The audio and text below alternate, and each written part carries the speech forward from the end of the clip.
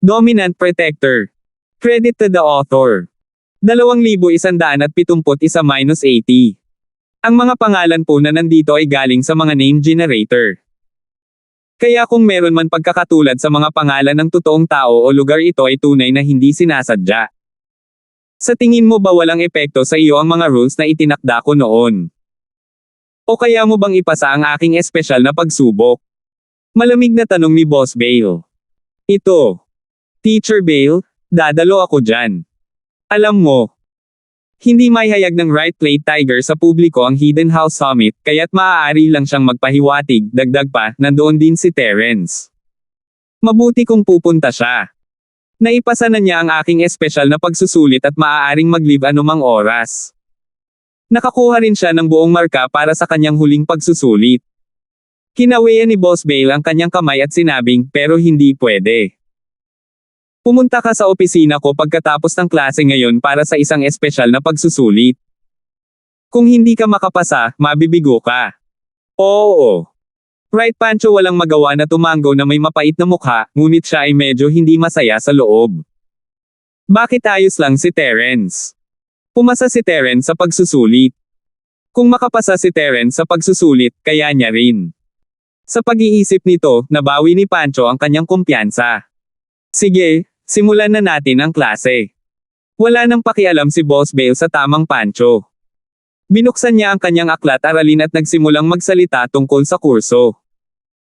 Malungkot na umupo si Pancho, ang kanyang mga mata ay nakatingin kay Terence na may higit na sama ng loob. Papatayin sana nila si Terence sa Hidden House Gathering, ngunit hindi niya ginawa, at sa halip, nakakuha siya ng maraming benepisyo ng walang dahilan. Young Master, mukhang ibang liwanag ang nakikita ni Boss Bale kay Terence. Sabi ng lalaking dilaw ang buhok. Masasabi ko. Hindi, kailangan kong magtrabaho ng husto. Narinig ko na si Boss Bale ay kumuha ng isang closed door na disipulo. Sa paaralang ito, kung gusto niyang kumuha ng disipulo, may mga kasanayan si Terence. Kailangan kong ipaglaban ito. Sabi mo, Pancho. Bakit hindi natin bigyan ng regalo si Boss Bale? Sabi ng lalaking may purple na buhok pagkatapos ng ilang pag-aalinlangan. Mga regalo. Anong regalo? Ano ang mayroon ka na nagustuhan ni Boss Bale?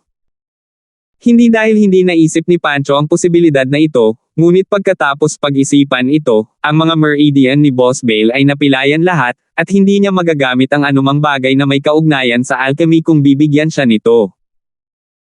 Kahit bigyan mo siya ng pera, malamang hindi niya ito tatanggapin, kaya ikaw, Pancho, ay talagang nasa isang mahirap na posisyon. Sa panig ni Terence, dahil nagsimula na si Boss Bale sa kanyang klase, ibinalik niya ang notebook sa Melissa. Kinuha ni Melissa ang notebook, walang sinasabi na parang natural lang. Hinubad niya ang kanyang coat at inilagay ito sa upuan sa tabi niya, inilapit niya ang kanyang katawan kay Terence at tumutok sa klase. Ngumiti si Terence, nasa sync now ang dalawa, at magpapatuloy si Melissa sa pag-practice nang makita niya si Terence. Hindi na niya hinintay na magsalita si Terence. Salamat, sabi niya. Sabi ni Terence. Ano? Tumingin si Melissa kay Terence, nalilito. Hindi niya ito kinumpirma o tinanggihan, ngunit sinagot lamang niya ito at bumalik sa kanyang klase. Alam ni Terence na nahihiya si Melissa, ngunit hindi niya ito nakitang kakaiba. Pumasok siya sa Jade Space at nagsimulang mag-practice, ngunit ang kanyang espiritu ay nasa labas at nakikinig sa lecture ni Boss Bale. Tapos na ang klase sa umaga, at ang hindi inaasahan ni Terence ay talagang misteryoso ang pabango ni Melissa. Hindi man lang niya ma-stabilize ang kanyang Earth class mid-phase kagabi, ngunit nalaman niyang nagawa niya ito sa maikling panahon ngayon. Dahil sa mahiwagang sitwasyong ito, mas gusto ni Terence si Melissa. Siyempre, iniisip lang ito ni Terence. Bagamat pinahintulutan siya ni Trixie na makahanap ng pangunahing asawa, at wala siyang nararamdaman para kay Melissa, hindi ito isang panig na desisyon ni Terence. Mas mabuting hayaan na lang ang kalikasan. Bukod dito, kung gusto niya si Melissa para sa kanyang sariling pagsasanay, ito ay medyo makasarili. Terence, sumama ka sa akin, sa opisina ko. May sasabihin sana si Terence kay Melissa pagkatapos ng klase nang pigilan siya ni Boss Bale. Sige, sabi niya. Tumango si Terence at tumayo, lumabas ng classroom kasama si Boss Bale. Para naman kay Pancho, sumunod siya pagkatapos ng ilang sandali ng pag-aalinlangan. Gusto rin niyang hanapin si Boss Bale, dahil si Boss Bale ang humiling sa kanya na kumuha ng pagsusulit, kaya't makatuwirang sumama sa kanya. Nagtataka rin siya kung bakit hinahanap ni Boss Bale si Terence, at gustong mag-eavesdrop. Napansin ni Terence ang kanang Pancho na sumusunod sa kanya pagkalabas niya ng silid, ngunit hindi niya ito pinansin at sinundan si Boss Bale sa opisina ng Biology Faculty. Terence, balita ko pumunta ka rin sa Hidden House Summit. Tanong ni Boss Bale. Oo, Kuya Bale. Ikinalulungkot ko kung naantala ako ng maraming araw ng klase. Si Terence ay nagkaroon ng pribilehiyo na laktawan ang mga klase, ngunit hindi siya maaaring maging masyadong mayabang sa harap ni Boss Bale. Magalang pa rin siyang humingi ng tawad. Ayos lang. Naipasa mo na ang pagsusulit, kaya maaari kang lumaktaw sa klase anumang oras. Yan ang tuntunin ng klase ni Boss Bale. Ikinaway ni Boss Bale ang kanyang kamay. Tama, balita ko may PIL competition sa Hidden House Summit every year. Sumasali ka ba? F***K, huwag mo nang banggitin itong kompetisyon sa pagpino ng tableta. Ngumiti si Terence, ang panuntunan sa pagkakataong ito ay gumawa ng pangatlong klaseng tableta. Kung sino ang gumawa nito ay mananalo. Ngunit lahat ay sumuko. Walang nanalo. Oh, isang tableta sa ikatlong ranggo. Halatang nabigla si Boss Bale sa mga salita. Bakit ito ang pangatlong ranggo na tableta? Hindi ba lahat ng nakaraang kompetisyon ay gumagamit ng mga tabletang nasa unang baitang? Kung sino ang makapagpino ng isang tableta sa unang baitang ay siyang mananalo. Kung pareho silang nagpino ng parehong tableta, ang grado ng Pildores ay may kukumpara. Kung ang grado ay pareho, kung gayon ang oras na ginugol ay may kukumpara, kahit na ako, ang aking boss, ay magtagumpay. Sino ang gumawa ng panuntunang ito para gumamit ng mga tabletang pangatlong grado bilang isang kompetisyon? Oh, hindi naman pwede diba? Nagulat si Terence. Siya ay nagkaroon ng kanyang mga hinala sa panahon ng kompetisyon sino ang maaaring gumawa ng isang third class na tableta. Ngunit hindi si Terence ang gumawa ng mga patakaran noon, kaya hindi niya ito masyadong pinag-isipan. Ngayong binanggit ito ni Boss Bale, isang mapanuksong ngiti ang lumitaw sa kanyang mukha. Si Pancho, ang tanga, naisip mo na isa akong napakalakas na alchemist at sadyang itinaas ang mga patakaran ng kompetisyon sa ganoong antas. Natatakot ba siya na mapanalunan ko ang kampyonato? Oh, may ganon. So, sinasabi mo na ang iyong mga kasanayan sa alchemy ay bumuti ng husto. Natigilan din si Boss Bale. Anong pagpapabuti? Sa iyong pamamaraan, hindi ako makabuo ng apoy ng tableta. Mapait na ngumiti si Terence habang inilalabas niya ang mga sining ng refiner at ang refinement fire arts na ibinigay sa kanya ni Boss Bale at ibinalik ang mga ito sa kanya. Ibabalik ko muna sa iyo itong matabang formula. Hindi ko nagawang. Nabigo si Boss Bale. 2,172. Gayunpaman, maaari akong gumamit ng iba pang mga pamamaraan ng paglilinang ng kaisipan upang bumuo ng apoy ng tableta. Ito ang pangalawang pagkakataon na kausapin ni Terence si Boss Bale ng pribado, at masasabi niyang pinahahalagahan siya ni Boss Bale. Walang itinago si Terence at sinabi sa kanya na may alam siyang ibang sining. Dagdag pa, walang pakialam si Terence na alam niyang nakikinig si Pancho sa labas. Medyo nahulog na siya sa maraming nakatagong bahay, at ang katotohanan na si Terence ay isang refiner ay hindi isang proteksyon para kay Terence.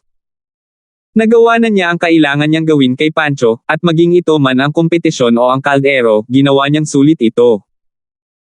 Kahit na malaman ni Pancho na si Terence ay hindi isang refiner, pagsisisihan niya ito at wala siyang magagawa sa kanya. Oh! Gumagamit ng iba pang mga pamamaraan ng paglilinang ng kaisipan at mga maasim na formula upang paikliin ang apoy ng tableta. Nabuhay muli ang pag-asa ni Boss Bale matapos marinig ang mga salita ni Terence. Ipakita mo sa akin ang iyong alchemy fire. Sige.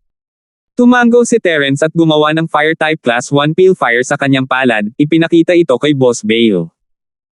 Golden class first grade fire element pale fire, napakahusay, napakadalisay. Maingat na siniyasat ni Boss Bale ang apoy sa kamay ni Terence at napabulalas, hindi masama. Ang dalisay at matatag na grade 1 na apoy ng tableta ay halos maihahambing sa aking peak.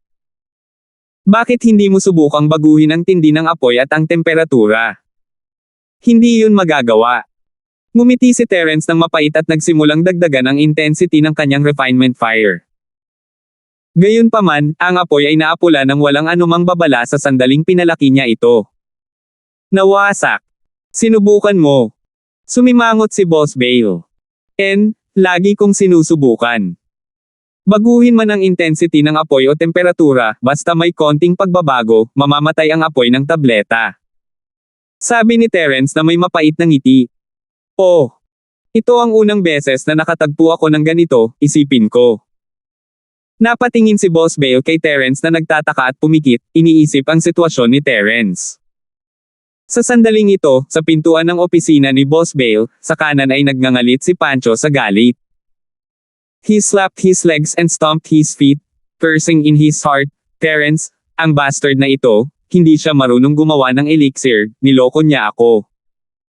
Kung alam kong hindi siya marunong gumawa ng elixir, bakit ko itataas ang rules sa third grade pills?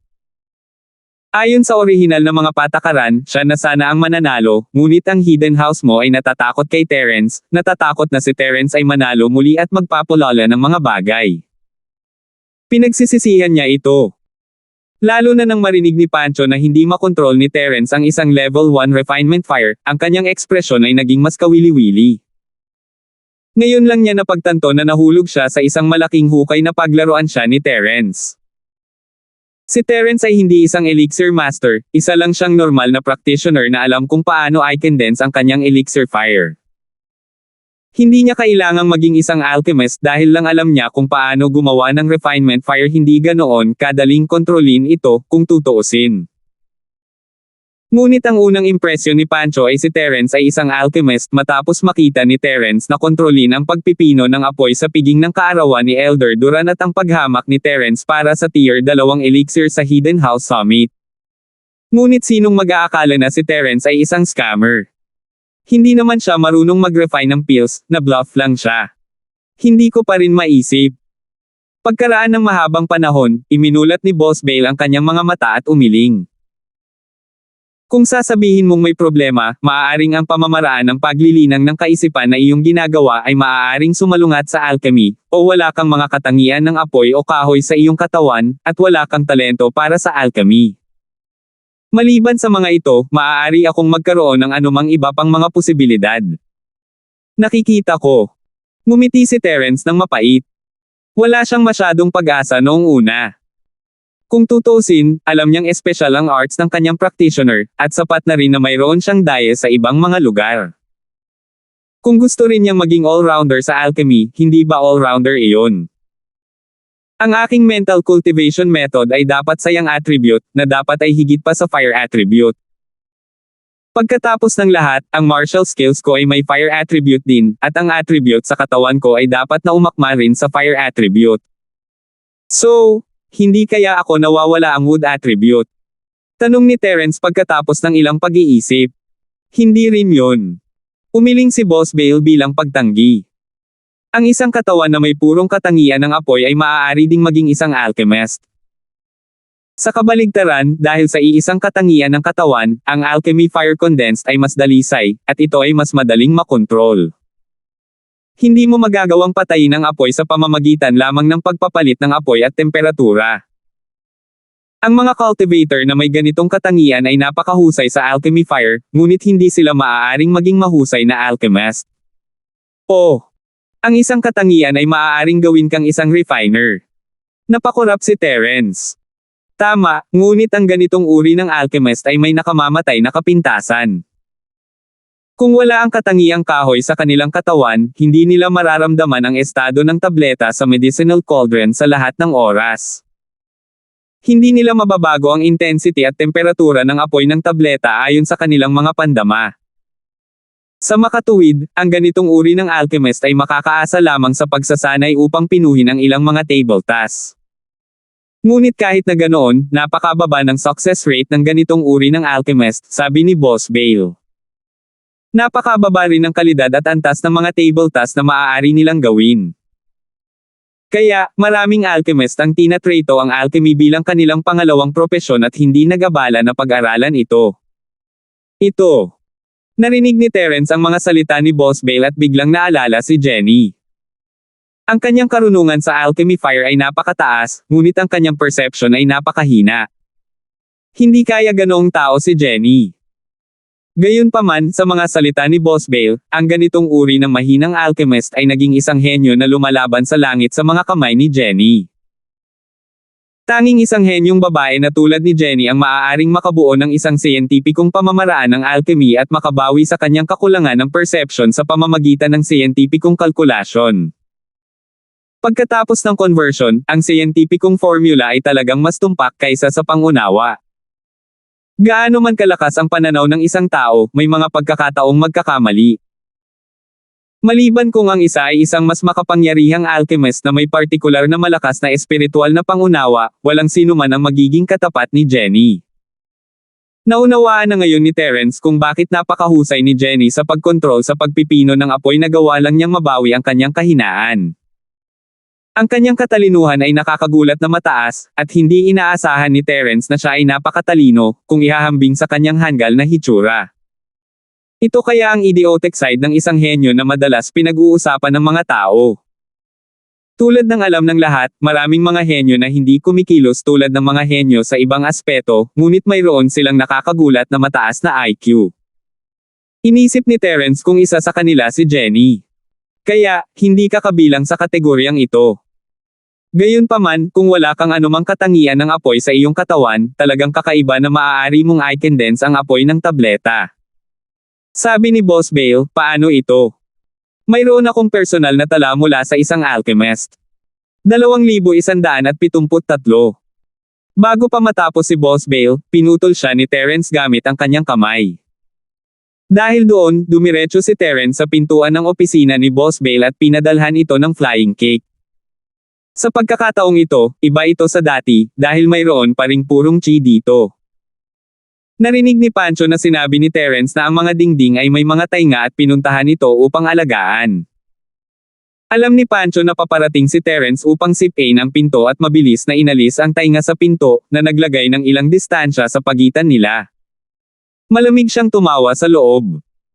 Ang parehong hakbang ay walang silbi laban sa akin, ang tamang nakapulupot na tigre.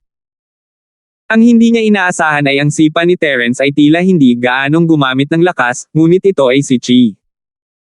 Ang bakal na pinto ay gumawa ng isang malakas na putok na may ilang mga sound wave na nagpabagsak sa kanya sa lupa na ang kanyang eardrums ay nanginginig at ang kanyang ulo ay umiikot. F***. Pagkatapos ng right coiling bumagsak si Tiger sa lupa, hindi lang masakit ang eardrum niya, kundi nanlumo rin siya. Akala niya ay magiging maayos na siya pagkatapos lumipat ng malayo, ngunit sino ang nakakaalam na magkakaroon ng hindi pangkaraniwang tunog sa oras na ito. Matapos sipain ang pinto, bumalik si Terence sa desk ni Boss Bale, sige, tapos na ako. Yung pinto ko, baka masira pa pagkatapos ng ilang sipa. Tumawa si Elder Bale at sinabing, sa totoo lang, hindi ko inayos ang mga personal na tala na ito. Ito ay isang personal na tala na ipinasa mula sa Sky Elixir Sect. Bagamat hindi ito isang murang produkto, hindi ito isang sikreto. At least sa iyo Pancho, na may nakatagong relasyon sa pagitan ng pamilya mo at ng Sky Elixir Sect, dapat ay mayroon siyang ilan sa kanyang koleksyon. Kaya, hindi na kailangang itago ito mula sa kanya. Hehe, mas mabuting ilihim mo na lang. Napakurap si Terence. Iniisip niya kung mahuhulog ang idiot na si Pancho sa kanyang panlilinlang sa pagkakataong ito. Naskam mo siya noon ng 2 medicinal cauldrons, at gusto mo siyang lokohin ulit sa pagkakataong ito. Nakangiting tanong ni Boss Bale. Elder Bale, alam mo na. Mapait na ngumiti si Terence, hindi niya akalaing malalaman ni Boss Bale ang lahat ng ito. Medyo alam ko, pero maganda yan. Sa pagkakataong ito, tingnan mo kung maaari mo pa siyang dayin. Makikipagtulungan ako sa iyo pagdating ng panahon, sabi ni Boss Bale. Nanlaki ang mga mata ni Terence habang nakatingin kay Boss Bale, nagulat. Hindi niya inaasahan na ganoon ang sasabihin ni Boss Bale. Tinulungan ba niya siyang ilabas ang Pancho? Wala akong magandang impresyon sa hidden house sa iyo, ngunit nataman kita. Kung hindi kita tutulungan, sino ang dapat kong tulungan? Huwag mong isipin na napakaluma ko. Tumawa si Boss Bale. Hindi ka talaga makaluma. Naisip ni Terence kung paano ginagawa ni Boss Bale ang mga bagay sa klase kamakailan hindi siya makalumang tao, medyo masungit lang. Ito ay personal na tala ng isang alchemist, dapat mong pag-aralan itong mabuti kapag nakabalik ka.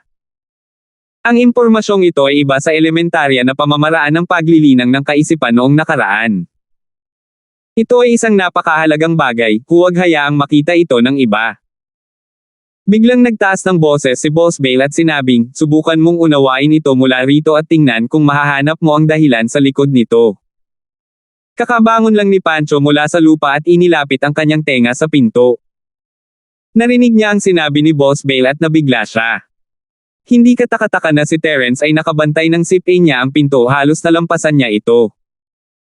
Kinumpirma ng mga salita ni Boss Bale na hindi siya niloloko ni Terence, binigyan niya talaga siya ng karaniwang pamamaraan ng refiner, pagkatapos ng lahat. Magtataka siya kung hindi nagsinungaling si Terence sa kanya pagkatapos ng dami niyang hiniling. Si Terence, na nasa opisina, ay medyo nagulat. Tumingin siya kay Boss Bale ng kakaiba. Ramdam ni Terence ang bahagyang pagbabago sa pintuan ng opisina at alam niyang tama si Pancho ay nakikinig, ngunit paano ito napansin ni Boss? Kailangang malaman ng isa na siya ay isang baldado sa lahat ng kanyang mga meridian na sira. Nang makita ang pagkalito ni Terence, pinahihit ni Boss Bale ang LED screen ng computer para harapin si Terence, itinuro ang screen at nakangiti ng walang sinasabi. Tumingin si Terence sa screen at napagtanto kung ano ang nangyayari. Iyon ay ang surveillance footage ng hallway sa labas ng opisina, at ikaw Pancho ay malinaw na nakikinig. Sige, hindi ko na ito ipapakita kahit kanino sa pagkakataong ito. Sabi ni Terence sabay tango. Gayunpaman, binalak ni Terence na ibigay muna ang impormasyong ito kay Jenny. Bilang isang sinaunang sekta na nagdadalubhasa sa alchemy, ang Sky Elixir Sect ay natural na may sariling kakaiba. Maaaring may matutunan si Jenny mula rito, ngunit ang pagnanais ni Terence na matuto ng alchemy ay medyo nawala. Kung noon pa, nagmamadali si Terence at susubukang alamin kung bakit hindi siya makagawa ng elixir, ngunit ngayong may henyo na siya tulad ni Jenny sa kanyang tabi, hindi na niya kailangang mag-alala masyado. Hanggat nadagdagan ni Terence ang kanyang lakas, matutulungan niya si Jenny na madagdagan din ang kanyang lakas. Kung gayon, hindi dapat maging problema para sa kanya ang paggawa ng third level elixir. Okay, wala lang. You can go back for dinner. I have an appointment with Right Plate Tiger. Dapat nandito na siya ngayon. Sinipa mo yung pinto kanina dahil sa kanya, diba? Si Boss Bale ay nagsimulang magsabi ng isang bagay na Randy, wala akong pakialam kung mayroon kang personal na salungatan sa kanya, ngunit sa paaralan, sa aking klase, mas mahusay na huminto ka. Huwag hayaang mahuli kita, o patalsikin kita. Oo. Natuwa si Terence sa seryosong tono ng nakangiting amo, ngunit seryoso pa rin ang mukha niya. Huwag kang mag-alala, Kuya Bale. Wala akong gagawin sa tamang Pancho. Mabuti iyan. Tumango si Big Boss Bale. Binalaan niya ang tamang plate na tigre na huwag maghanap ng gulo pagkatapos ng pagkatalo, hindi si Terence. By the way, Kuya Bale, may tanong pa ako. Tatalikod na sana si Terence at aalis nang maalala niya ang nangyari kaninang umaga. Nakarinig ka na ba ng isang sitwasyon kung saan pinagsama-sama ang ilang hanay ng mga panggamot na materyales upang pinuhin ang mga table tasks? Oh. Bakit bigla mo na lang natanong yan? Nagulat si Boss Bale sa tanong. Nabasa ko ang tungkol dito sa isang kakaibang libro. Parang totoo. Walang binanggit si Terence tungkol kay Jenny. Tama. Noong sinaunang panahon, ito ay posible. Sa isang hurno, maaari kang gumawa ng maraming sangkap ng sabay-sabay. Hindi lamang maaari kang magtagumpay sa parehong oras, ngunit kung ikaw ay mapalad, maaari ka pang gumawa ng isa o dalawang higit pang mga table tasks. Ngunit, sabi ni Boss Bale, maaari lamang itong mangyari kapag ang isang tao ay umabot sa isang nakakatakot na antas ng paggamit sa mga katangian ng apoy at kahoy. Pagkatapos ng lahat, ang oras, temperatura, at intensity na kinakailangan upang pinuhin ang isang tableta ay ganap na naiiba mula sa oras na kinakailangan upang pinuhin ang maraming mga table tasks. 2,174. Kaya, upang pinuhin ang maraming tableta ng sabay-sabay, kailangan mong patuloy na gamitin ang iyong banal na kahulugan upang madama ang mga pagbabago sa kaldero. Saka ka lamang magtagumpay. So meron talaga. Laking gulat ni Terence sa mga salita ni Boss By si Jenny ay tila walang kahit anong wood element perception, ngunit hindi niya ito kailangan. Ang lahat ay kinakalkula gamit ang mga siyentipikong formula, at ito ay mas tumpak kaysa sa pangunawa. Meron, pero ang recipe para sa paggawa ng maraming table tasks ay hindi pa naipapasa. Kung tutusin, ang oras, temperatura, at apoy na kailangan para makagawa ng 2, 3, 4 na tableta ay magkaiba lahat. Kung ito ay naitala bilang isang recipe, ito ay patuloy na nagbabago. Dagdag pa, tanging ang mga tagapagdalisay sa antas ng Grandmaster ang maaaring gumawa ng maraming table tasks, paliwanag ni Boss Bale. Noong oras na iyon, ang mga refiner na mas mataas sa klase ng Mystic ay nasa lahat ng dako, hindi kasing bihira tulad ng ngayon. Kahit ang miracle doctor na si Zhang Liju, na ninuno ko rin, ay hindi makakarating sa antas na ito. Salamat sa iyong paliwanag, Kuya Bale. Aalis na ako. Sabi ni Terence. Bumalik ka at tingnan mong mabuti. Pagkatapos mong gawin, ibalik ang impormasyon sa akin. Sabi ni Boss Bale. Okay, Kuya Bale. Dahil doon, umalis si Terence sa opisina ng may paggalang. Binuksan niya ang pinto at nakita si Pancho, na nagmamadaling umiwas sa gilid. He smiled coldly. Sure enough, someone was eavesdropping. But what did young master you felt about that kick just now? Masarap ba sa pakiramdam?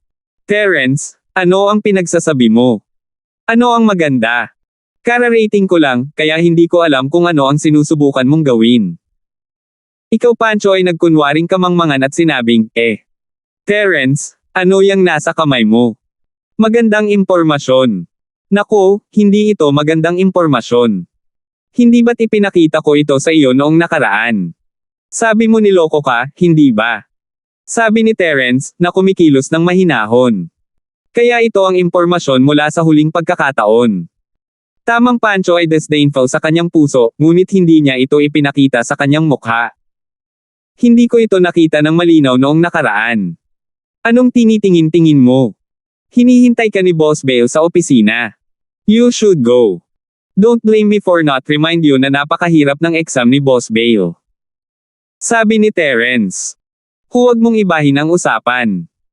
Hiniling sa akin ni Boss Bale na bumalik pagkatapos ng klase. Maaari akong bumalik sa gabi, ngunit mas mahalaga na basahin muna ang mga file. Habang mas narinig ni Pancho ang mahinahong tono ni Terence, masigurado siya na nakakuha si Terence ng magandang impormasyon sa pagkakataong ito. Hindi sinubukan ni Terence na pilitin ang mga bagay-bagay, at hindi rin siya nagtangkang kumilos ng mapagpanggap. Hindi man lang niya sinubukang makipagpalitan ng kahit ano sa kanya, nagsisinungaling na iyon ang impormasyon mula sa huling pagkakataon. Napukaw ang interes ni Pancho. Sa iyong panaginip. Nanlamig ang mukha ni Terence habang inilalagay ang mga dokumento sa likod niya. Ipinakita ko sa iyo noong nakaraan, ngunit hindi ka tumingin. Imposibleng tumingin muli. Nagpunta ka sa isang book rental store para magrente ng libro, at gusto mong hiramin ito ng libre pagkatapos maibalik. Sa tingin mo, posible ba iyon? Ito. Tamang gustong sabihin ni Pancho, paano ito pareho? Ngunit sa pag-iisip, halos pareho lang iyon, at hindi niya ito mapabulaanan. Sige, alis na ako. Kailangan ko pang kumain. Paalam. Tumalikod si Terence at naglakad palayo. You want to trick me? Right, Coiling Tiger. It's not that easy. I heard it all. It's obvious personal notes ng isang alchemist, sa tingin mo ba bingi ako? Napakunot noo si Pancho at napaisip, paano niya madedaya si Terence para sa impormasyon. Narinig na niya noon kay Boss Bale na ang impormasyong ito ay napakahalaga, at pinakamainam na huwag hayaang makita ito ng iba. Dahil dito, lalo siyang nakatitiyak na ang ibinibigay ni Boss Bale kay Terence ay ang esensya ng kanyang buhay, ang mga personal na tala ng refinement master. Right Coiling Tiger, anong ginagawa mo habang nakatayo sa pinto? Hindi pa rin pumapasok.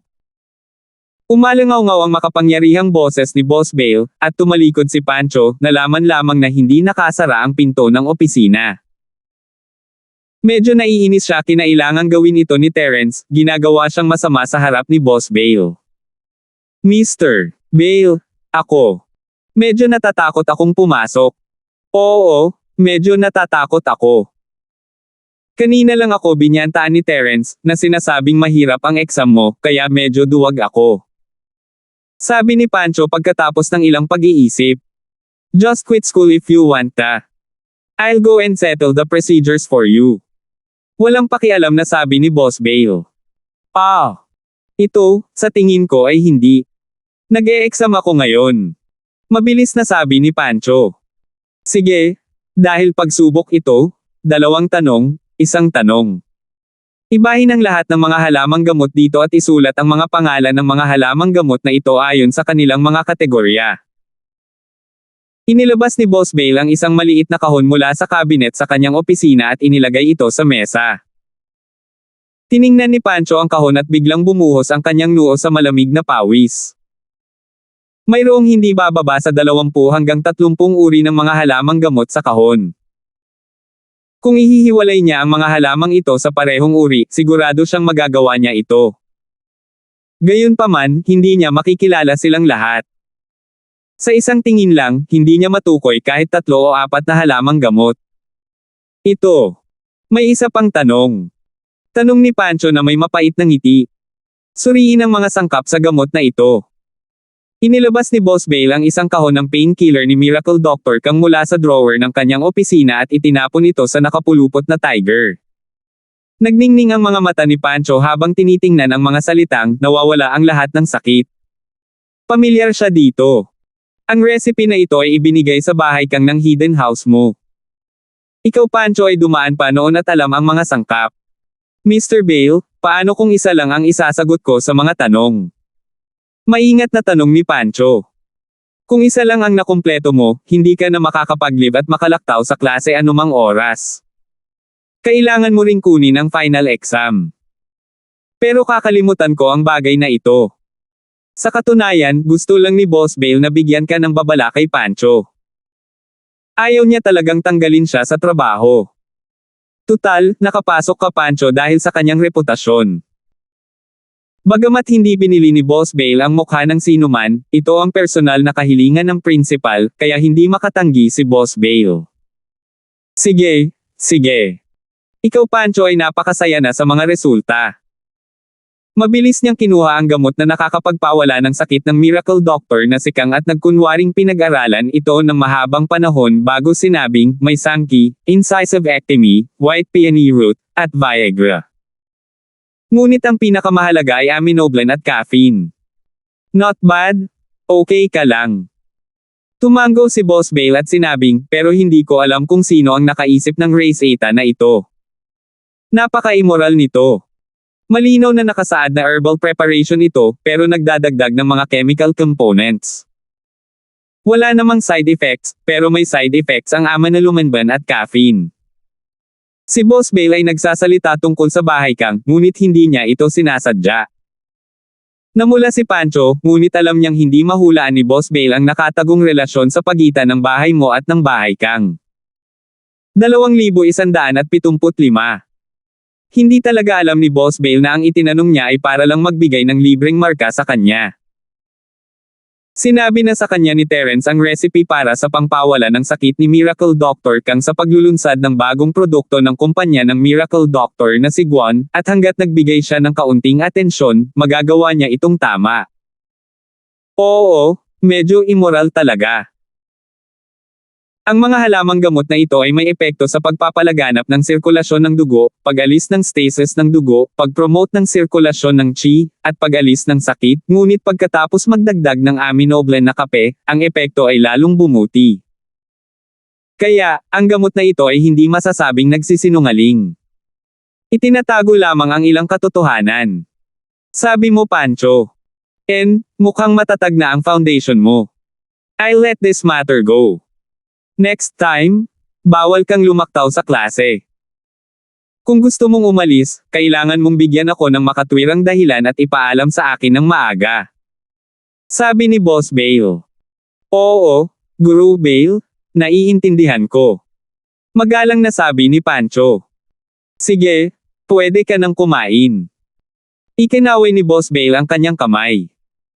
Tama, Mr. Bale, hinahanap mo si Terence para kunin siya bilang iyong disipulo, tama ba? Maingat na tanong ni Pancho. Ano ang kinalaman nito sa iyo? Walang pakialam na tanong ni Boss Bale. Ganito, ang Terence na iyon. Parang hindi marunong gumawa ng elixir. Tanong ni Pancho pagkatapos mag-alinlangan sandali. Anong mali? Hindi nagkomento si Boss Bale. Wala lang, Mr. Bale. Kung kukuha ka ng isang alagad, ang karakter ay napakahalaga. Hininaan ni Pancho ang kanyang boses at sinabing, Mr. Bale, yung Terence na yon, may mga character issues siya. Ano ang mali sa kanyang pagkatao? Bahagyang natigilan si Boss Bale, at tumingin siya sa kanang nakapulupot na tiger ng may interes. Ang Terence na iyon ay talagang isang alchemist, ngunit nagsinungaling siya sa iyo na hindi niya alam kung paano kontrolin ang apoy. Noon, sinabi niya sa maraming pagkakataon na siya ay isang refiner, at sa tagong bahay na ito summit, kung ang taya ay pills, hindi gusto ni Terence ang mga ito, o gamitin ang mga ito upang ipagpalit sa iba pang mga kayamanan.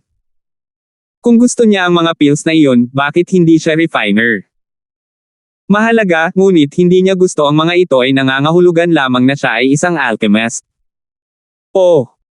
Paano mo nalaman na nagsinungaling siya sa akin na hindi niya alam kung paano kontrolin ang apoy ng tableta? Tumingin si Boss Bale sa kanang nakapulupot na tiger na may pagdududa. Ito. Actually, kanina lang ako nag-eavesdrop sa pinto. Natigilan si Right Pancho, pero inamin pa rin niya. Maaari rin siyang lumabas at sabihin, sa totoo lang, ang layunin ni Terence ay makuha ang iyong mga personal na tala. Hindi mo karaniwang ipinapakita ang iyong magagandang materyales sa iba, ngunit ginagamit niya ang iyong kakulangan sa kasanayan upang makakuha ng simpatiya. Oh, yung mga tala ng alchemist na ipapakita ko sa kanya, may iba ka pa ba? Tanong ni Boss Bale. Iyan ay. Wala na. Tamang tiningnan ni Pancho ang walang pakialam na tingin ni Boss Bale. Kahit na ayaw niya, wala siyang magagawa. Mukhang walang pakialam si Boss Bale. Ano pa ang masasabi niya? I'll take my leave then. Awkward niyang sabi. Let's go. Huwag kalimutang isara ang pinto. Walang tao sa pinto ngayon. Walang pakialam na sabi ni Boss Bale, ngunit namula ito sa kanan ng mukha ni Pancho. Ayaw niyang mag-eavesdrop si Terence sa kanya, kaya hindi niya isinara ang pinto nang pumasok siya. Ito rin ang dahilan kung bakit siya naglakas loob na Sir-on si Terence sa kanyang likuran, pagkatapos ng lahat, alam na niya na si Terence ay isang makapangyarihang tao sa Hidden House Summit, at mas mabuting huwag na lang siyang pakialaman. Kahit na ang kanyang nakatatanda ay hindi mo nang ahas na harapin si Terence ng mag-isa, lalo na't mag-isa na humarap sa kanya ng mag-isa. Ni hindi siya nang ahas na harapin si Terence kasama si Elder Duran, kaya ano ang masasabi niya? Pagkatapos umalis sa opisina ni Boss Bale, ikaw Pancho ay medyo nanlumo, ngunit naunawaan niya ang isang bagay ang mga materyales sa mga kamay ni Terence ay talagang mga personal na tala ng isang refiner. Dahil dito, mas naging determinado kang Pancho na kunin ang mga materyales para sa kanya. Naskam siya ni Terence noong nakaraan, ngunit hindi na ito pareho sa pagkakataong ito. Inamin ni Boss Bale na personal notes iyon ng isang alchemist, paano siya nagkakamali. Bukod dito, ang hindi natural na reaksyon ni Terence ngayon ay nangangahulugan na ito ay malamang na isang bagay na mabuti, kaya nagpasya siyang isipin kung anong presyo ang maaari niyang bayaran para sa mga personal na tala. Niayaw ni Terence na mag-eavesdrop sa kanila, kinuha niya ang mga dokumento ni Boss Bale, pumunta sa kantin, bumili ng lunchbox, at bumalik sa kanyang kwarto. Si Wilfred ay nakikipag-chat sa kanyang computer nang makita niya si Terence. Tuwang-tuwang sabi niya, Brother Linford, long time no see. May good news ako sa iyo. Good news. Anong good news? Umupo si Terence sa kanyang upuan at binuksan ang kanyang lunchbox. Mabuti kung hindi kailangang kumain ng mga practitioner, ngunit ang hindi pagkain ay parang may nawawala sa buhay, at hindi sanay si Terence. Hehe, sa ilang araw na wala ka, sa wakas ay nakuha ko na ang QQ number ni Mayo sa pamamagitan ng aking walang humpay na pagsusumikap. Nag-uusap kami ngayon, at sa wakas ay pumayag siya sa imbitasyon ko na manood ng sine kasama ako ngayong gabi. Sabi ni Wilfred na may matinding pananabik. Oh, pagkatapos ay binabati kita. Walang magandang impresyon si Terence sa Himayo, ngunit dahil nagustuhan siya ni Wilfred, ayaw niyang pawiin ang kanyang sigasig. Sandali, Brother Terence, hindi pa ako tapos. Bagamat pumayag siya, ayaw niyang sumama ng mag-isa sa akin. Gusto niyang isama ko kayo ng hipag na si Melissa, o sina Jimboy at Leroy. Sabi ni Wilfred. Kung gayon, hayaan mo si Jimboy. Biglang napagtanto ni Terence na wala si Jimboy sa silid. Saan napunta ang mataba na iyon? Huwag mo nang banggitin. Kinaumagahan kahapon, nang magkaklase tayo, katatapos lang maglinis ng sahig ng dormitory building. Aksidenteng nadulas si Jimboy sa hagdan ng marmol nang pababa siya. Masyado siyang mataba at nabasag ang sternum. Nakahiga na siya ngayon sa school hospital. Malungkot na sabi ni Wilfred. Malungkot na sabi ni Leroy. Hindi nakaimik si Terence. Hindi malaking bagay para sa isang normal na tao ang mahulog, ngunit ang isang ito ay nabali ang kanyang mga buto sa bigat ng kanyang katawan. Gayunpaman, agad na sumimangot si Terence.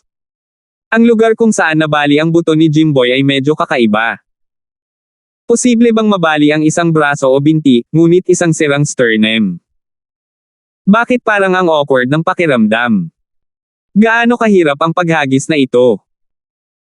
Lalo na kapag siya ay pababa ng hagdanan, ayon sa sentro ng grabidad, ang buong tao ay dapat mahulog pabalik, at imposibleng pindutin ang sternum. Wilfred, anong nangyari? Natatakot ako na ang mga buto ni Jimboy ay hindi kasing simple ng pagkabali, tama? Tanong ni Terence na nakakunot ang noo. Natigilan si Wilfred, hindi inaasahan na sasagutin iyon ni Terence. Napag-usapan na nina Jimboy at Wilfred ang bagay na ito noon, at gusto nilang bawasan ang malaking isyu sa maliit. 2,176. Ganon din ang iniisip ni Leroy. Sinabi nila na hindi nila sasabihin kay Terence dahil siya ay isang tapat na tao. Hindi niya maaaring iwanan ang mga bagay na tulad nito, ngunit natatakot din sila na si Terence ay muling magkagulo kung gagawin niya ito, kaya ginawa nila ang dahilan na ito. Hindi nila inaasahan na makikita ni Terence ang butas dito. Pinag-isipan ito ng mabuti ni Wilfred at natagpuan din ang kapintasan. Bagamat ipinanganak siya sa isang pamilya ng mga doktor, hindi siya isang tiktik. Siya ay kakaunti ang pakikipag-ugnayan sa mga sugatan at may sakit, kaya siya ay gumawa ng isang mababang antas ng pagkakamali. Nahulog siya sa kanyang tiyan. Sabi ni Wilfred. Natamba ka habang nakahiga. Bakit hindi ka sumubsob at ipakita sa akin? Ibaba ang ulo. Walang concussion, sirang sternum lang. Anong nangyari? Tanong ni Terence. Buntong hininga, alam kong hindi ko ito may tatago kay Brother Terence. Kapag pumasok kaming mga bagong estudyante sa dormitoryo, may mga senior na pumupunta sa dormitoryo taon-taon para magbenta ng kung ano-ano, walang magawang sabi ni Wilfred.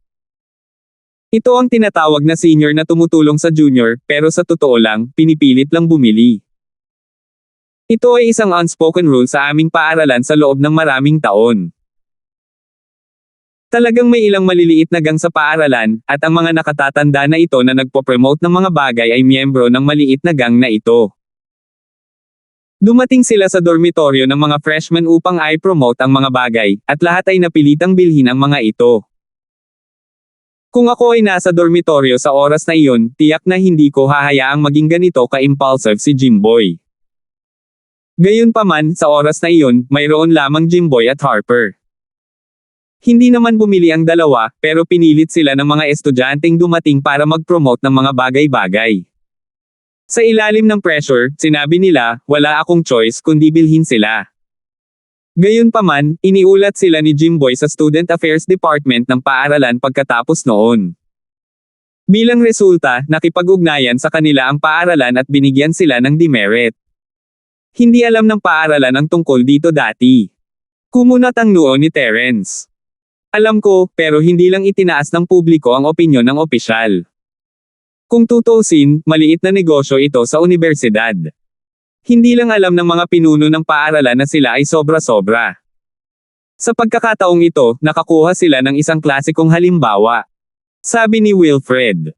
Ano ang kinalaman nito sa pinsala ni Jimboy? Naghiganti ba sila pagkatapos nito? Tanong ni Terence. Hindi sila dumating. Kung tutuusin, walang maglalakas loob na gumawa ng krimen laban sa hangin. Gayunpaman, dumating ang kanilang grupo. Galing sila sa boxing club ng paaralan. Noong wala si Song Harper sa dormitoryo, binugbog nila si Jimboy at binali ang kanyang tadyang. Napangiti si Wilfred ng mapait.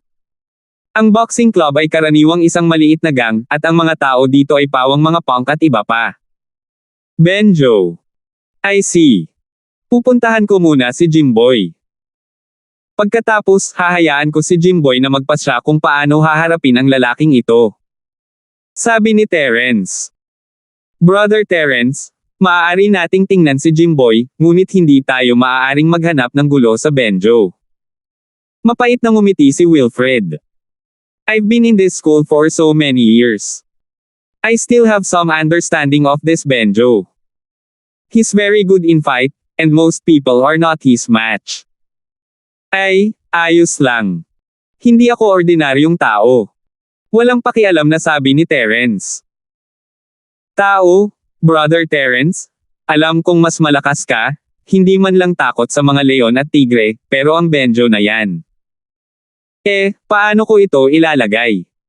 Ang aking lolo ay dating isang alchemist, kaya siya ay nakikipag-ugnayan sa maraming bagay. Narinig mo ba ang tungkol sa mga magsasaka? Narinig ko na. Tumango si Terence. Nagulat si Wilfred. Hindi niya inaasahan na narinig na ni Terence ang tungkol sa mga practitioner noon. Madaling ipaliwanag, ang Benjo na iyon ay isang cultivator. Mas mabuti kung hindi natin siya ay provoke. Kung hindi, walang pakinabang. Anyway, si Jimboy ang nakinabang sa kasawiang ito. Kinumpirma niya ang kanyang relasyon kay Leroy. Iyon ay isang hiwalay na bagay, hindi natin ito maaaring pabayaan ng ganito. Tayo munang puntahan si Jimboy. Alam ko ang kaunti tungkol sa gamot, matutulungan ko siyang gumaling ng mas mabilis, sabi ni Terence. Sige, sabi niya. Walang pagpipilian si Wilfred kundi samahan si Terence sa ospital ng paaralan. Oo naman, tama si Wilfred. Bagamat si Jimboy ay nakahiga sa kama ng ospital, si Leroy ay nasa tabi niya, at mukhang napakasaya niya. Jimboy, nandito si Brother Terence para makita ka. Itinulak ni Wilfred ang pinto at sumigaw. Boss, nandito ka na. Napangiti si Jimboy nang makita niya si Terence, na nalubog sa kaligayahan ng pag-ibig. Wala siyang pakialam kahit natamaan siya. Jimboy, kumusta? Naayos na ba ang iyong mga buto? Nakangiting tanong ni Terence. Oo, konektado silang lahat. Bata pa sila at halos gumaling na. Makakabalik na sila sa loob ng ilang araw. Humalaklak si Jimboy. Tutulungan kitang tingnan. Sabi ni Terence. Boss, alam mo kung paano gamutin ang mga sakit. Oh, tama, sinabi ni Wilfred dati na ang kanyang lolo ay pinagaling mo. Magaling ka sa gamot kaya maaari mo akong tingnan. Hindi nagduda si Jimboy kay Terence at direktang sinabi. Ang mga medikal na kasanayan ni Terence ay hindi lihim sa simula, kaya hindi niya kailangang itago ito kay Jimboy at sa iba pa. Bukod dito, ang mga taong ito ay kanyang sariling mga tao, kaya hindi ito itatago ni Terence. Gayunpaman, ginamit pa rin ni Terence ang paraan ng pagpasok ng purong enerhiya sa mga karayom upang pagalingin ang mga pinsala ni Jimboy. Hindi siya direktang naglilipat ng anumang purong enerhiya sa kanya. Sa huli, nilagyan ni Terence ng gamot ang mga sugat ni Jimboy. Ito ang karaniwang paraan ng pagpapagaling na ginamit niya bago siya pumasok sa espasyo ng Jade upang linangin at natuklasan na ang sining ng Dragon Mastery ay maaaring magpagaling ng mga pinsala. Hindi ginamit ni Terence ang kanyang purong enerhiya para ganap na pagalingin si Jimboy, nag-iwan lamang ng maliit na hiwa. Gayunpaman, gamit ang damong ito sa kanya, makakabawi siya bukas. Sa oras na iyon, ang mga tao ay hindi masyadong mag-iisip tungkol dito at iisipin lamang na ang mga halamang gamot ni Terence ay kamangha-manghang. Boss, iba talaga itong halamang gamot kapag inilapat sa katawan mo. Ito ay napaka-komportable. Para bang ang mga sugat mo ay kalahating gumaling sa isang iglap. Sabi ni Jimboy. Hehe. Buti na lang effective. Tumango si Terence, sige, dapat kaya mo nang bumangon at maglakad-lakad ngayon. Pero hanapin natin ang taong Benjo na iyon. Naghahanap ka ng Benjo. Natigilan si Jimboy. Sinaktan ka niya, sino pa ba ang mahahanap natin kung hindi siya? Don't tell me na iisip mo na hayaan na lang ng ganito. Si Terence ay palaging ganito paprotektahan niya ang kanyang mga kaibigan at pamilya, at babalikan niya sila kung sila ay nasaktan o napinsala. Boss, bakit hindi natin ito kalimutan? Ayos lang ako. Galit na galit si Jimboy noong una, ngunit pagkatapos marinig ni Wilfred na nagsasalita tungkol sa kapangyarihan ni Benjo, umatras siya. Dumating siya sa kolehiyo upang matuto tungkol sa pakikipag-date at ayaw niyang magkaroon ng gulo. Kung nag-provoke siya ng Benjo, natatakot siya na hindi siya magkakaroon ng magandang buhay sa hinaharap. Jimboy, sabihin mo sa akin ang totoo. Handa ka bang tanggapin ito? Pinaikit ni Terence ang kanyang mga mata at nagtanong. 2,177. Natigilan si Jimboy. Noong una ay gusto niyang sabihin na ayaw niya, pero ano? Gayunpaman, bigla niyang naisip si Leroy sa tabi niya. Kung siya ay masyadong mahina, mababa ang tingin ba ni Leroy sa kanya? Sa pag-iisip nito, sinabi ni Jimboy, hindi ako payag, boss. Kaya lang, hindi kayang labanan ng 2 kamao ang 4 na kamay. Ang Benjo na iyon ay hindi lamang makapangyarihan, ngunit marami rin siyang kamag-anak. Kung pupunta tayo, matatalo lang tayo. Sa tingin ko, dapat tayong magplano bago tayo kumilos. Hindi na kailangang magplano. Hanapin mo na lang yan. Kung hindi ka pupunta, ako na mismo ang pupunta. Sabi ni Terence. Ako. Okay, pagkatapos ay umalis na tayo. Nakita ni Jimboy na si Terence ang tumayo para sa kanya, at kung hindi siya pupunta, siya ay magiging duwag. Kinagat niya ang kanyang mga ngipin at tumalon mula sa kama. Napagtanto niya na ang kanyang mga buto ay mas mabuti na ngayon, at mayroon lamang isang bahagyang sakit, wala nang iba pa. Buntong hininga, pupunta rin ako. Napabuntong hininga si Wilfred. Kung hindi siya pumunta ngayon, duwag siya. Kalmado si Leroy, Terence, sigurado ka ba dito?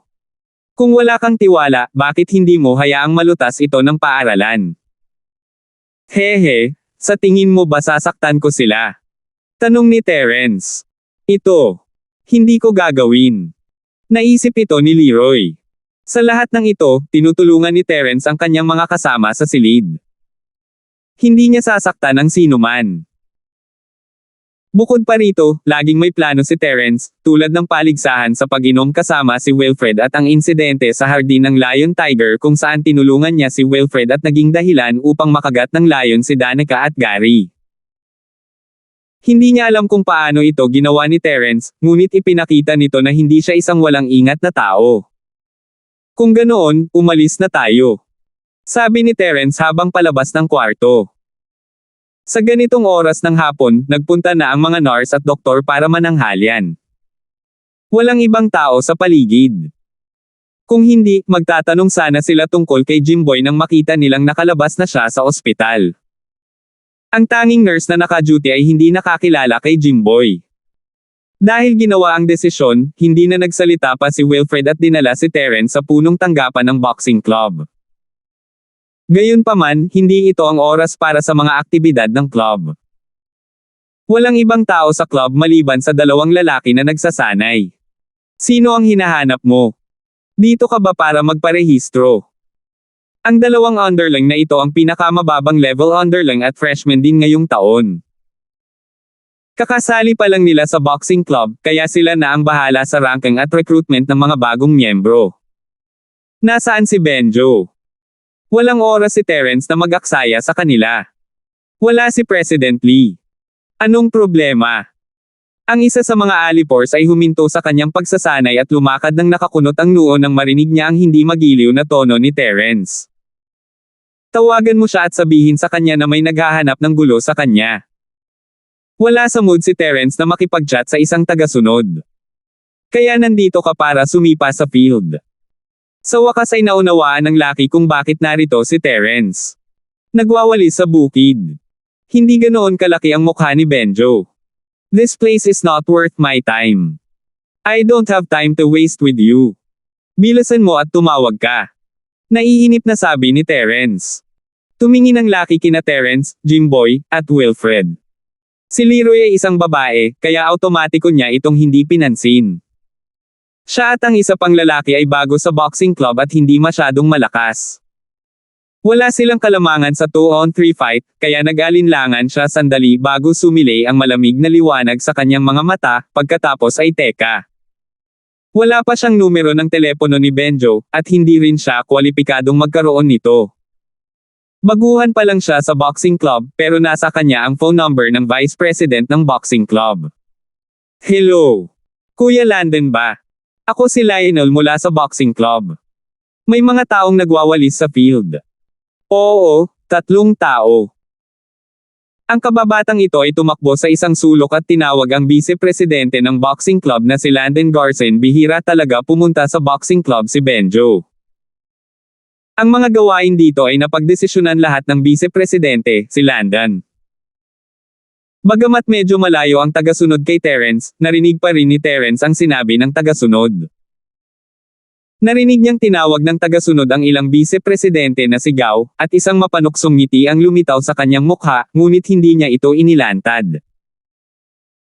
Si Terence ay may magaspang na ideya ng sitwasyon ito ay sapat na mabuti para sa isang maliit na pritong tulad niya na magkaroon ng numero ng telepono ng isang vice-presidente. Malamang na hindi niya makontak ang Pangulo, ngunit ayos lang iyon, maaaring tawagan na lang niya si Vice President Landon Garcin na tumawag ng Benjo. Boss. Kami. Medyo nagilty si Wilfred, kailangan mo bang sabihin sa lolo ko? Ipapasok ang paaralan. May impluwensya pa rin ang lolo ko sa paaralan. Hindi na kailangan, kung pupunta ka sa paaralan, iisipin nila na natatakot ka sa kanila. Maghiganti sila sa iyo mamaya. Ang pinakadirektang paraan ay ang baliin ang kanilang boss, Ribs, at hilingin sa kanya na magbayad. Hindi na sila mangangahas na gawin ito muli. Mapait na ngumiti si Wilfred. Kung ang Benjo ay napakadaling pakitunguhan, hindi sana siya naging laganap sa paaralan sa loob ng maraming taon. Hindi nagtagal, lumitaw si Landon sa pasukan ng boxing club kasama ang 4 na matipunong lalaki. Bago pa man sila pumasok ay sumigaw na siya ng, sino ang matapang na gumawa ng eksena sa boxing club? Gusto mo na bang mamatay? Walang sumisigaw dito. Ikaw ang sumisigaw. Gusto mo bang mamatay? Tumingin si Terence sa taong parang tulala. Anong ibig mong sabihin? Napakurap si Landon, hindi naiintindihan ang gustong sabihin ni Terence. Gayunpaman, naunawaan ni na Wilfred at Jimboy at natawa sa kanilang sarili. Hindi napigilan ni Leroy na matawa din. Gayunpaman, nang makita ni Jimboy ang mukha ni Landon ng malinaw, ang kanyang ekspresyon ay nanlamig. Ang taong nanguna para bugbugin siya ay itong Vice-Presidente Garcin, Landon. Kuya Gao, ang ibig niyang sabihin ay ikaw lang ang sumisigaw kanina, kaya sinabi mong ayaw mo nang mabuhay. Mabilis na paliwanag ng isa sa mas matalinong kampa ni Landon. Damn it, pinaglalaroan mo ba ako? Itinuro ni Landon si Terence, galit na galit. Boy, napakaraming taon na ang nakalipas, at wala pang nang-ahas na pumunta sa boxing club. I think you're a weirdo. Word games. Iyan ay dahil ang iyong IQ ay masyadong mababa. Wala akong oras upang makipag-usap sa iyo ng walang kaparerekon.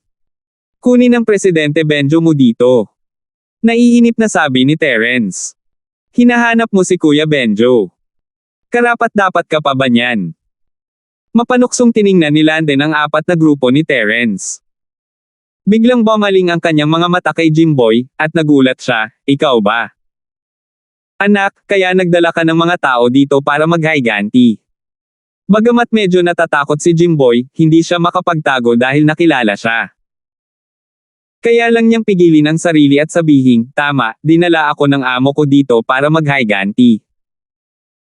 Sure enough, but damn fatty, mukhang hindi kita nabugbog ng husto noong nakaraang panahon.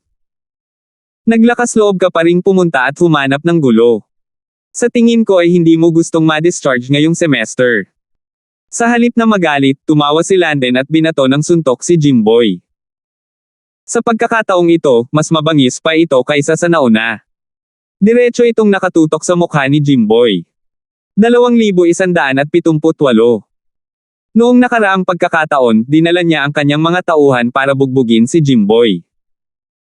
Gayunpaman, gumamit sila ng ilang maling paraan para masira ang sternum ni Jimboy. Ito ay hindi dahil sa matandang kasabihan, huwag hampasin ang mukha ng sinuman. Ayaw kasi nilang masyadong lumayo sa dormitoryo. Ngunit sa pagkakataong ito, pumunta si Jimboy sa boxing club para hamanin sila, kaya natural na wala siyang pakialam. Sa mga martial arts club na ito, mayroon talagang ilang kinikilalang hindi sinasabing mga panuntunan, na hamanin at sipain ang larangan. Halimbawa, kung ikaw ay mula sa taekwondo club, kung hindi ka nasayahan sa boxing club, maaari kang pumunta upang hamanin o magdala ng mga tao upang sumipa sa larangan. Kung ang dalawang partido ay nag-away sa larangan ng naturang mga club, kahit na nasaktan nila ang kabilang partido, hindi ito itutuloy ng paaralan. Hanggat walang namatay, hindi sila makikialam.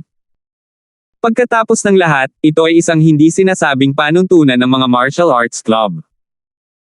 Siyempre, mayroon ding mga mas malalakas na estudyante na nag-iisip na sila ay napakalakas. Maaari rin silang hamanin ang mga martial arts club na ito.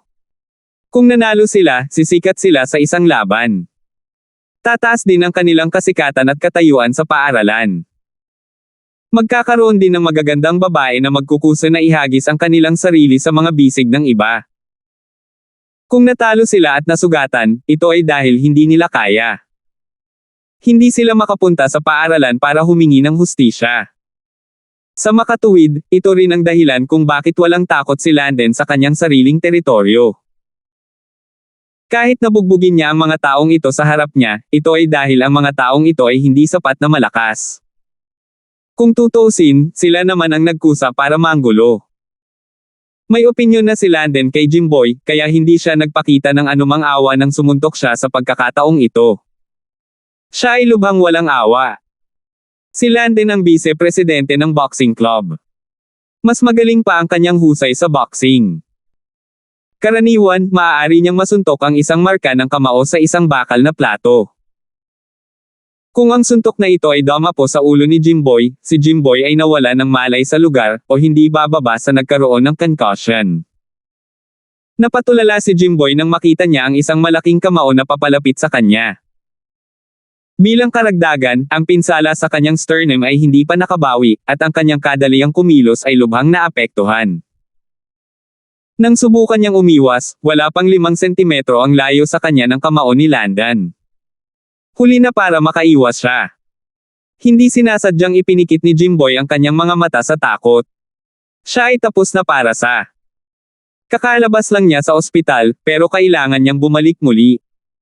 Ang tanging ginhawa niya ay si Leroy pa rin ang makakasama niya kapag siya ay nasa ospital. Gayunpaman, pagkaraan ng ilang segundo,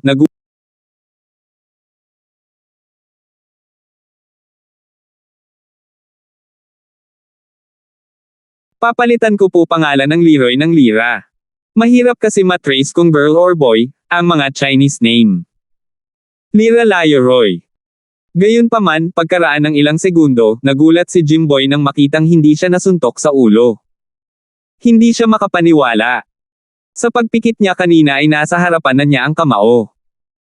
Ilang segundo na ang lumipas, pero hindi pa rin dumarating. Walang malay, binuksan ni Jimboy ang kanyang mga mata sa kakaibang paraan. Laking gulat niya nang nasa harapan niya pa rin ang kamao ni Landen, ngunit huminto ito at hindi natural na nakabitin sa hangin. Gayunpaman, tiningnan ni Jimboy ng malapitan at napagtanto na ang kamao ni Landen ay hindi tumigil sa kanyang sarili. Ang kanyang braso ay hinawakan ng isang tao, at ang taong humawak kay Landen ay si Terence. Nagulat at natuwa si Jimboy na hindi siya natamaan. Hindi niya namamalayan na umiwas siya sa gilid, ngunit nakita niya na tila napaka-relax ni Terence. Sa kabaligtaran, ang mukha ni Landen ay namumula na parang ginamit niya ang lahat ng kanyang lakas, at may mga butil ng pawis sa kanyang noo. Hindi nagkamali si Jimboy na gamit nga ni Landen ang lahat ng kanyang lakas, dahil napagtanto niyang hindi makagalaw ang kanyang braso kahit 1 pulgada matapos itong hawakan ni Terence. Ang mas nakakapanlumo ay hindi niya ito maibalik. Siyempre, hindi pa iyon ang wakas, hindi sapat para mamula at pawisan ang mukha ni Landen. Ang tunay na dahilan ay ang mga daliri ni Terence ay parang mga sipit na naka-embed sa kanyang braso. Parang madudurog ang braso niya kung gumamit lang ng kaunting puwersa si Terence. Anak, saan ka ba galing? Inaamin kong minamaliit kita noon. May karapatan kang lumapit at manggulo. Hayaan mo ako at magkakaroon tayo ng patas na laban. Gusto kitang hamanin. Bagamat nahirapan si Landen, hindi niya akalain na ganoon kalakas si Terence. Para sa kanya, kamangha-mangha ang lakas ng pagkakahawak ni Terence, at hindi ito isang malaking bagay. Mas malakas ang impact ng kamao niya. Gayunpaman, hindi sinagot ni Terence ang kanyang tanong. Nilinggan niya si Jimboy at nagtanong, ito ba ang lalaking nagbali ng iyong tadyang? Oo. Tumanggaw si Jimboy habang tinitingnan ang masakit na ekspresyon ni Landen. Bigla siyang nagkaroon ng tiwala kay Terence. Naku, dahil siya iyon, hindi na natin kailangang hanapin ang Benjo na iyon. Bahagyang hinigpitin ni Terence ang kanyang hawak, at si Landen ay tumili na parang doktor. Ang matinding sakit ay kumalat mula sa kanyang braso hanggang sa natitirang bahagi ng kanyang katawan na nadurog ni Terence ang mga buto sa kanyang bisig. Napasigaw si Landen sa sakit matapos mabali ang braso ni Terence. Napaatras siya ng 2 hakbang at hindi makapaniwalang tumingin sa braso niya. You broke my hand. Bali lang ang kamay, pero sumisigaw ka ng malungkot. Kahit na ang sternum ni Jimboy ay bali. Hindi siya duwag gaya mo. Mahinang sabi ni Terence. Good, you've got guts. Ibagsak muna natin ang batang ito. Huwag kang magpigil, walang magiging problema hanggat hindi natin siya papatayin. Utos ni Landen sa kanyang mga nasasakupan habang tinitiis ang matinding sakit. Nang makitang dehado si Landen, ang kanyang mga kampan ay sabik na subukan ito. Hindi talaga siya marunong mag-spell ng salitang kamatayan. Kung hindi dahil sa katotohanang walang sinabi si Landen at ayaw nilang i-bully si Terence gamit ang kanilang mga numero, sana ay nakipaghiwalay na sila sa kanya. Nakilahok ba ang ilang taong ito? Si Terence ay hindi natatakot sa 4 na malalaki at matipunong lalaki. Lumingon siya kay Jimboy na parang wala siyang pakialam. Sa tingin ko nga.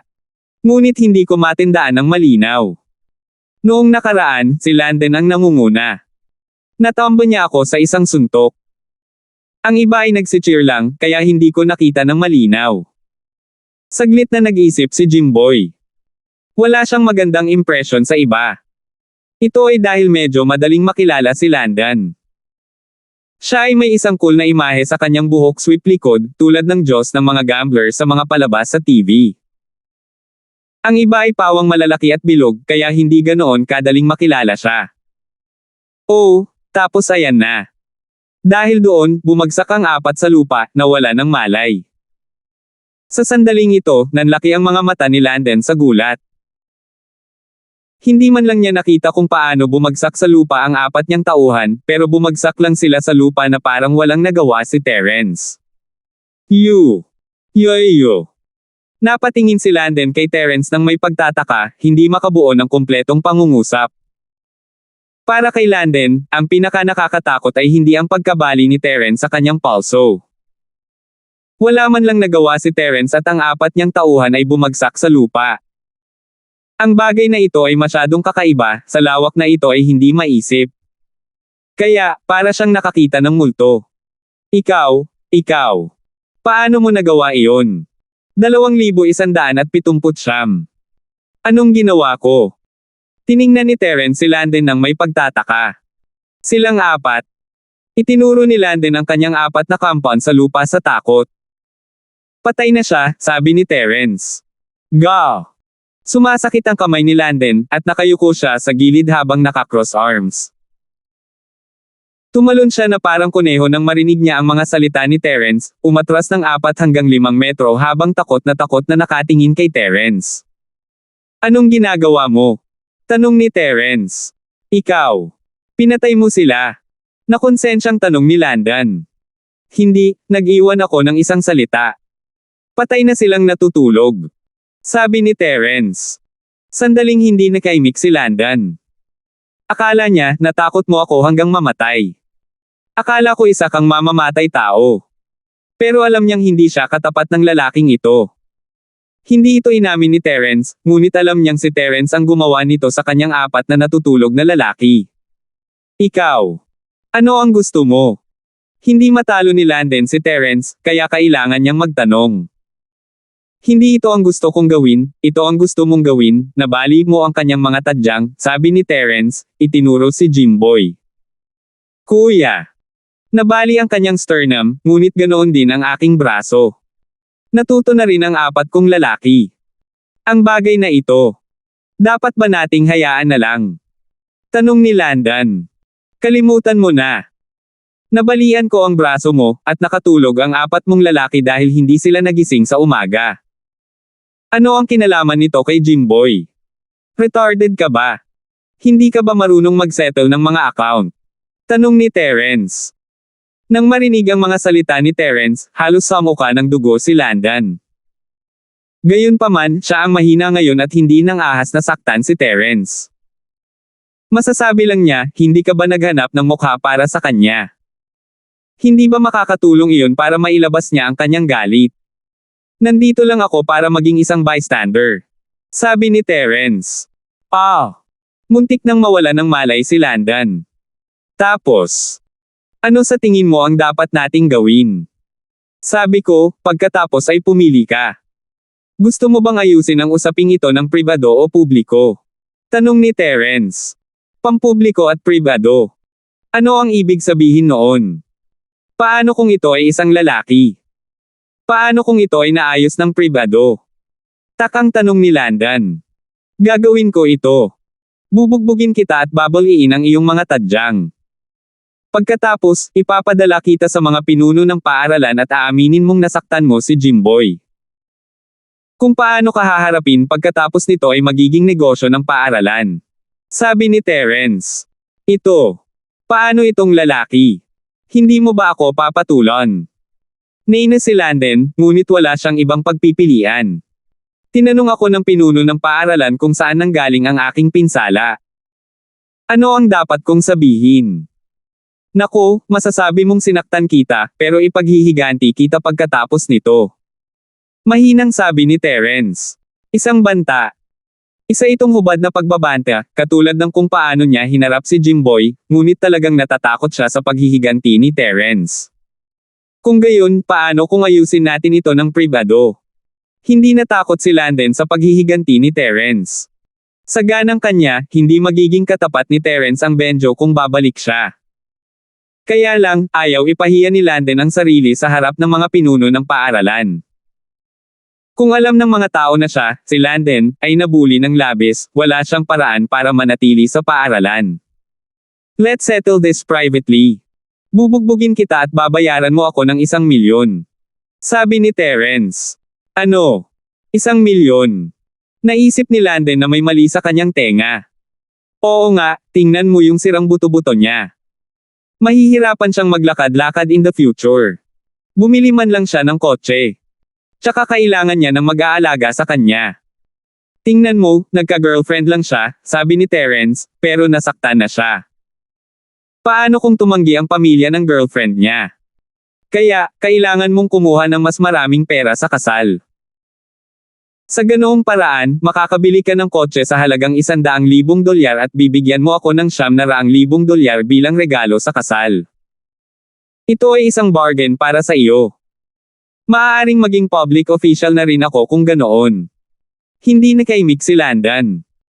Ang Terence na ito ay masyadong magaling sa kalokohan, hindi ba?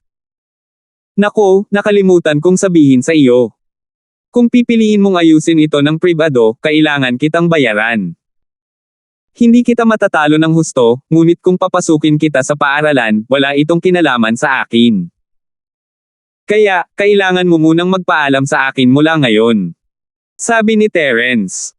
Magpaalam ka sa akin. Anong ibig mong sabihin? Hindi masyadong naiintindihan ni Landon ang nangyayari. Ano ang kinalaman nito sa patayong bamboo flute? Ibig sabihin, hindi mo kailangan ang iyong 4 na paa o ang iyong 5 paa, dahil ang iyong mga kamay at ang iyong D*6 ay walang silbi. Sabi ni Terence. Paf! Hahaha. Hindi napigilan ni na Wilfred at Jimboy na matawa. Pulang-pula ang mukha ni Lyra, ngunit hindi niya maiwasang matawa. Aayusin ko ito ng pribado. Huminga ng malalim si Landon, at isang malungkot na tingin ang sumilay sa kanyang mga mata. Kailangan kong tawagan ang aking boss tungkol sa kabayaran. Wala akong ganoong kalaking pera. Oh, bilasan mo at tumawag ka. Naiinip na sabi ni Terence, na ikinakaway ang kanyang kamay. Oo. Bagamat pumayag kaagad si Landon, nanunuya siya sa kanyang puso. Alam niya ang mga pamamaraan ng Benjo, at pagbalik niya, kailangan niyang gumapang palabas kahit gaano pa siya kalakas, kaya hindi siya nagmamadali. Iniisip niya lang, paano niya ito gagawing mas miserable. Sa labas ng lungsod ng Stonegate, mayroong isang mahigpit na binabantayang manor. Hindi ito ang teritoryo ng nakatagong noble house, ngunit isang sangay ng sikat na Firewolf gang sa Stonegate City. Ang namamahala sa sangay na ito ay isang Jerwin. Maging ang Miguel, na namamahala sa pakikipag-ugnayan sa apoy na Wolfgang sa lungsod ng Stonegate, ay naging subordinate ni Jerwin. Jerwin, para na akong ama sa kanyang anak. Tumawa ang Miguel, masaya ang kanyang ekspresyon, marami akong nakuhang kaalaman mula sa Hidden House Summit. Akala ko noon, ang aming pamilya, bilang miyembro ng Common House, ang pinuno ng 5 maliliit na bahay, ay isang napakakahangahangang pag-iral, ngunit ngayon, mga Polaka na lang kami sa balon. Oo, pero para kay Terence ang lahat, nanalo siya ng napakaraming laban. Narinig na ni Jerwin ang tungkol sa Hidden House Summit mula sa kanyang ama, at sinabi niya ng may panghihinayang, ang mga nakatagong bahay na ito ay masyadong mahina, kahit si Terence ay hindi makayanan. Huwag mo silang pag-usapan, kailangan din nating iwasan si Terence, di ba? Walang magawang umiling ang Miguel. That bunch of trash. They held a random summit and lost everything. Ibinigay nila ang lahat ng kanilang kayamanan kay Terence. Terence. Nanlamig ang mga mata ni Jerwin sa pagbanggit ng pangalan. Kung siya ay may pagkakataon, kung siya ay may kakayahan, tiyak na papatayin niya si Terence, ngunit hindi siya masyadong kumpiyansa sa ngayon. Maghintay hanggang matapos ang propesor at ang kanyang junior sa pagpino ng gamot 01, pagkatapos ay gagawa pa tayo ng ilang test subject at papatayin si Terence. Oh! Ang potion 01 ay dinadalisay. Miguel ang labis na natuwa. Ipagpatuloy ang pagbabasa sa aming website. Salamat. 2,180. Siyempre, malamang halos tapos na. Tumango si Jerwin. It's all thanks to the Hidden House Summit. May mga nawala sa amin, pero may nakita pa rin kaming flaws and weaknesses ng medicine namin. Nakahanap ang professor ng breakthrough point mula sa test subjects. Haha, ang galing. Ngumiti si Mangyo. Sa Hidden House Summit, ang mga miyembro ng Firewolf gang ay naturukan na ng 01 na gamot bilang mga test subject, tulad ng mga test subject sa arena at bank robberies. Gayunpaman, ang test subject na ito ay unti-unting nagagawa, kaya naman hindi nalungkot o natuwa ang Miguel nang makita niya ang mga nasugatan na miyembro. Ang mga nasugatan at namamatay na mga alagad ay ipinadala lahat sa lab ng propesor upang hanapin ang mga kapintasan at kahinaan ng gamot. Ano ang maganda dito? Ang orihinal kong plano ay sanayin ang isang grupo ng 01 test subject para kay Rob ang mga makamundong pamilya. Ngayon, ang mga kakayahan ng mga test subject na ito ay sapat na upang paksain ang mga makamundong pamilya. Ngunit hindi ko inaasahan na karamihan sa kanila ay papanig kay Terence at sa practitioner na alliance. Natatakot akong kumilos. Masyadong malakas si Terence. Ayokong makipagtalo sa kanya ng direkta hanggat hindi ako kumpiyansa. Nanghihinayang sabi ni Jerwin. Hindi natuwa si Jerwin tungkol dito, ngunit kailangan niyang tanggapin ang katotohanan kahit na ang tagapagtanggol ng Firewolf Gang, isang Earth-class late-phase pick, ay hindi kumpiyansa na kunin siya. Dagdag pa, si Terence ay nasa spotlight sa Hidden House Summit, si Jerwin din ay kailangang panatilihin ang kanyang distansya. Kaya naman, wala siyang choice kundi baguhin ang kanyang mga plano. Kailangan niyang harapin ang mga nakatagong bahay at mga normal na sekta sa halip na ang mga karaniwang bahay. Kailangan niyang maperpekto ang 01 na gamot, at ang mga test subject ay kailangang maging late phase pick man lang sa Earth class para rob ang mga nakatagong bahay. Ang paggamit ng ilang 01 is para pigilan ang Langit Class Masters habang ang iba ay pumunta kay Rob sa kanila ang tanging paraan upang magkaroon ng pagkakataon. Kung sila ay masyadong mahina, sila ay ganap na mapapawi. Magandang balita, Wen bro, Tito at. Ito ay kanang kamay ng isang Jerwin, Scorpion. Oh! Scorpion, may magandang balita ba? Gumalaw ang puso ni Jerwin habang may nahuhulaan siya. Kumpleto na ang no. 01 na gamot mas matibay pa ito kaysa dati.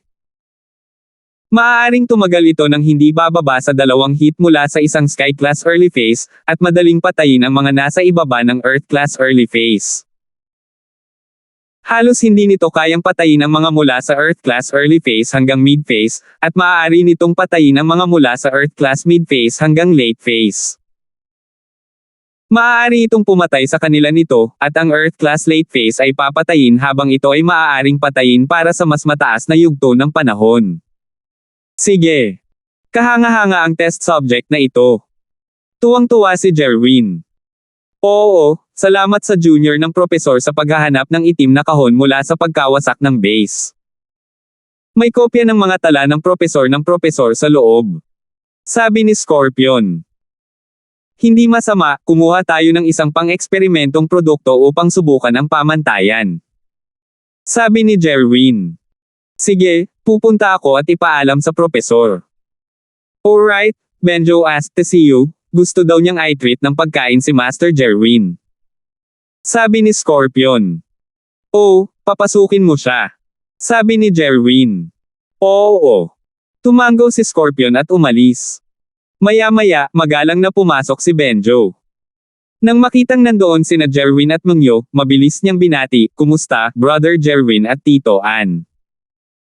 Okay, hindi na kailangang maging magalang, lahat tayo ay nasa parehong panig.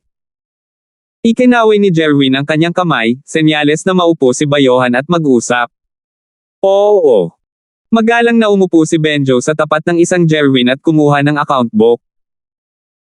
Inabot niya ito sa isang Jerwin, Brother Jerwin, ito ang kita ng Firewolf Gang sa University City ngayong buwan. Pakitingnan. Oh, okay. Kinuha ni Mungyo ang account book at binuklat ito.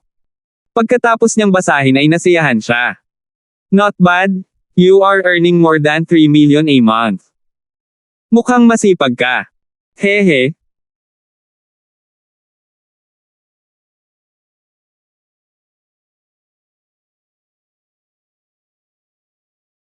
Mingayo or Miguel? Hehe, kumpara kay Brother Jerwin, malayo talaga ako. Ang bilis talaga kumita ng pera ni Brother Jerwin. Maliit na wizard lang ako sa harap ng malaking wizard. Mapagpakumbaba na sabi ni Benjo. Sa katunayan, medyo malaki ang kita at kontribusyon ni Benjo. Umasa siya sa pagpilit sa mga tao na bumili at magbenta sa paaralan, mangolekta ng ilang bayad sa proteksyon, at iba pa. Maaari siyang kumita ng higit sa 3 milyon sa isang buwan, na hindi maliit na bilang. Siyempre, hindi ito mula sa isang universidad. Sa lungsod ng universidad, mayroong 12 ng mga universidad. Ang mga boxing club ng bawat unibersidad ay kontrolado na ng Benjo, at ang kanilang ginawa ay pare-parehong negosyo. Kung hindi, imposibleng kumita ng ganoong kita sa pamamagitan lamang ng pag-asa sa isang unibersidad. Good. Keep up the good work. Sasabihin ko sa chapter leader ang tungkol sa kontribusyon mo. Pero, medyo mahiyain ka pa rin, dapat mas matapang ka. Tumango si Jerwin. Mas malaki. Anong ibig mong sabihin? Bahagyang natigilan si Benjo. Hehe, may mayayamang bata sa bawat paaralan, di ba? Pagkatapos mong mag-imbestiga ng maigi, magpapadala ako ng ilang tao para tumulong sa iyo. Pagkatapos mong mag-imbestiga ng maigi, tutulungan ka ng mga tao ko na kidnapin ang bata. Sa ganitong paraan, ang kita ay magiging sapat para sa iyong kita sa loob ng ilang buwan. Sabi ni Jerwin. Matalino si Brother Jerwin. Natigilan si Benjo. Hindi niya naisip na gawin ito dati. Una, ito ay dahil sa kanyang mga tauhan. Okay lang na hilingin sa kanila na gumawa ng mga bagay tulad ng pangangikil, ngunit hindi sila nang ahas na manghidnap ng mga tao. Bukod dito, napakaraming tao, at masama kung sila ay malantad. Ngunit ang mga bagay ay iba na ngayon. Sa suporta ni Jerwin, makakakuha siya ng mga tao mula sa mga firewolves para tulungan siya dito. Ito ay karaniwang isang tapos na deal na walang panganib, at ang mga benepisyo ay mataas. Ang kailangan lang niyang gawin ay imbestigahan kung sino ang mayaman at magbigay ng ilang mga pahiwatig tungkol sa estudyanteng ito. Mabuti, gusto ko ang iyong personalidad. Hindi ka naglalabas ng mga bagay-bagay at nag-iingat ka. Isa kang taong gagawa ng magagandang bagay. Labis na nasiyahan si Jerwin sa reaksyon ni Benjo. Siya ay pinakatakot sa mga duwag na takot sa mga lobo sa harap at tigre sa likod. Paano nila makakamit ang magagandang bagay na tulad nito? Ang Firewolf Gang ay palaging isang gang na sinasamantala ang mga hindi pangkaraniwang paraan at mas maitim pa kaysa sa mga organisasyong iyon sa mundo. Kung hindi nila ginawa ang mga bagay na ito, paano sila kikita? Pero, bro, hindi natin ito mailalantad, di ba? Kung nalantad ito, ayos lang na gawin ang isa o dalawa, ngunit hindi ito magiging madali pagkatapos ng mahabang panahon. Nag-alinlangan si Benjo at sinabi. Hindi, kahit nahuli ang mga taong pinadala ko, wala silang sasabihin. Makakatiyak ka. Ngumiti si Jerwin, walang pakialam. Naniniwala ako kay bro. Sabi ni Benjo, nga pala, Brother Jerwin, Tito Ann, kung libre ka ngayong gabi, ako na ang mag-aayos. Salamat po at sinamahan ninyo ako, ingat lagi mga master.